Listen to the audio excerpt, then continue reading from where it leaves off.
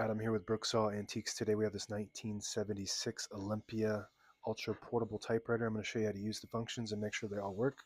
Made in Yugoslavia but engineered in Germany. It's got that excellent German engineering. It's not easy to get such a well-functioning machine in such a small package. They switched production from Germany to Yugoslavia at some point, and this has got like the same basic um, design or fashion of the newer SM9s. Much different typewriter. This is much smaller, about a third of the size. One of the top ultra portables of all time. Just excellent engineering went into this versus the Skywriter, the Smith Kronos Skywriter. Um, Terrible ultra portable typewriters always got problems. They just rushed production on those to compete with some of these really high quality ultra portables. The switch on the right side will unlock the switch blade paper support arm that flips up from the back. Margins are located behind the carriage here. This is your right margin. Set that pretty close to the edge. Left margin there.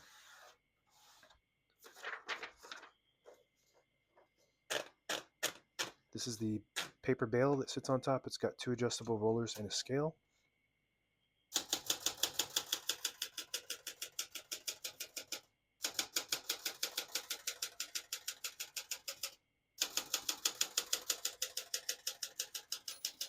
Once you hear the bell, you're near the end of the margin. Hit this line space, get you back to the beginning, and skips 1.5, or 2 spaces. Right now we have it on single, but if you want 1.5, just flip that switch forward 1 notch. It skips 1.5. One more, it skips 2, and it just skips. It's got half spaces, so on one it just skips 2 half spaces. On the middle section it skips 3 half spaces, and on the double space it skips 4 half spaces.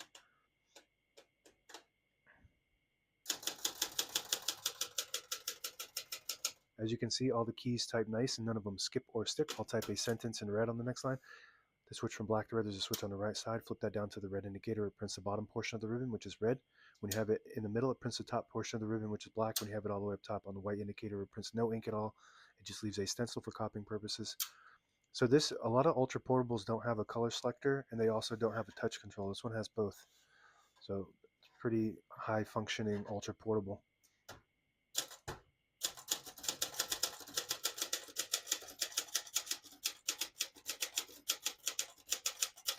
Absolutely beautiful. There's no other touch that feels like this. Even the SM9 feels much different than this. It's got like a really cushiony, crisp feel, really reliable feel to it. Beautiful print. Pica typeface, prints 10 characters per inch. This typewriter is in excellent condition all the way around. To pull the page out easy, there's a switch behind the right knob. Just flip that up like that. It unlocks the rollers underneath the plat, allowing you to pull the page out easier, load thicker paper like carbon copy or cardstock.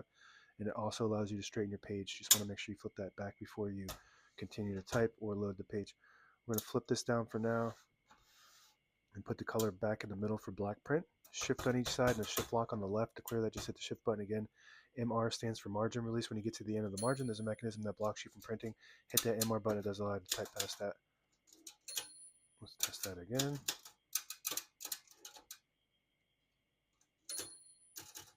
There we go. Let's test that again. Maybe it was just stuck, or I didn't hit it hard enough, but now it works. So now the keys are blocked. Press the MR and you're free to type. Backspace on the right side. Very smooth. And if you don't know anything about Olympia, this is one of the smoothest typewriters on all their, pretty much every single one of their machines, known as the Mercedes-Benz of typewriters. I'm going to take this hood off here.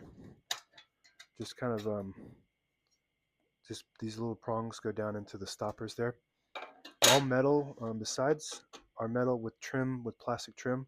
So this is super sturdy and durable. All the brand new ribbons loaded on the left side, so it's pulling clockwise to the right if you want to switch that direction. Manually, there's a little switch that the ribbon wraps around. If you decide you want it to go to, just flip that switch towards the middle and it'll pull to that side. We want it to go to the right side, and that's meant to catch the eyelet at the end of the ribbon, which is a little metal piece. It catches that and swaps the direction back to the side it needs to go to. And if you don't have an eyelet, you can tie a knot and that should catch that. This is your touch control, inconspicuous. It's a little paddle, and the farther down you go, the more tension there is when you hit the keys. The farther up you go, the less tension. There is a plus and minus sign on the end there to tell you which is less tension, which is higher tension. That just loads a spring that's connected to all the keys, increases the tension. It doesn't have that light of a. It's hard to explain the touch to it, but on low, it still feels fairly heavy, but cushiony and crisp. So that's your paper release. This is your carriage release, only on the right side. Super sturdy and smooth. Like there's no play in there whatsoever. That's just Olympia DNA. And if you flip the paper or the line space selector all the way back, it disables the spacing. Does that work on this one? Oh, there we go.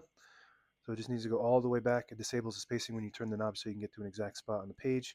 You flip it forward to the one, you get those clicks. Each one of those clicks is a half a space. You just want to be careful when you disable the line space retainer, you will lose your line.